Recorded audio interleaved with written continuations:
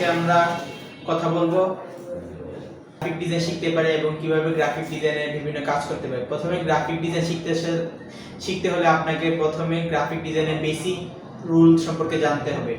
আগে আপনাকে গ্রাফিক ডিজাইনের বেসিক টুল সম্পর্কে জানার পরে তারপর আপনি গ্রাফিক ডিজাইন শিখতে পারবেন। গ্রাফিক ডিজাইন শেখার জন্য আসলে একটা মোটিভেশন দরকার বা একটা ডেডিকেশন দরকার, একটা টাইম পিরিয়ড দরকার। আমরা একটা টাইম পিরিয়ড শেষ করার পরে ধরেন একটা গ্রাফিক ডিজাইন শিখতে হলে আপনাকে বিভিন্ন টুল সম্পর্কে জানতে হবে, কোন সাইট থেকে আগে অ্যাপগুলো নামাতে হয়, কিভাবে অ্যাপগুলো ইনস্টল করতে হয়, এগুলো আমাদেরকে জানতে হবে।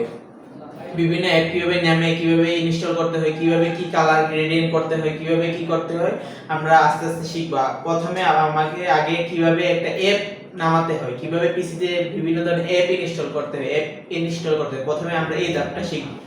শিখার পরে অ্যাপগুলোতে বিভিন্ন ধরনের ফাংশন আছে, আমরা একটা একটা টুল করে আমরা শিখব। শিখার পরে আমরা আস্তে আস্তে ফ্রিল্যান্সিং এর দিকে যাব। ফ্রিল্যান্সিং আসলে যেভাবে মানুষে উপস্থাপন করে আসলে সেইভাবে ফ্রিল্যান্সিংটা করেন। ফ্রিল্যান্সিং করার জন্য অবশ্যই একটা টাইম পিরিয়ড লাগে। একটা টাইম পিরিয়ডের পরে আপনি বিভিন্ন ডিজাইন আপডেট করার পরে তারপর আপনি ফ্রিল্যান্সিং ওয়েবসাইটে ঢুকতে পারবেন।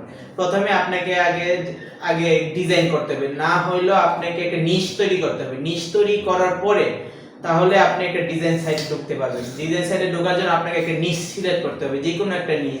ধরেন আপনি টাইটেল থাম্বনেল ডিজাইন করতে পারেন বা আপনি বিভিন্ন পোস্টার ডিজাইন করতে পারেন। এই পোস্টারের উপরে আপনাকে 100 ডিজাইন মিনিমাম তৈরি করতে হবে। তৈরি করার পরে তাহলে আপনি ডিজাইন সেক্টর ঢুকতে পারবেন। ফাইবার, আপওয়ার্ক যাই বলেন, প্রথমে আপনাকে যে কোনো ডিজাইনে আপনাকে একটা নিশ সিলেক্ট করে আপনাকে ঢুকতে হবে। আজকে এতটুকুই কথা বললাম। আসসালামু আলাইকুম।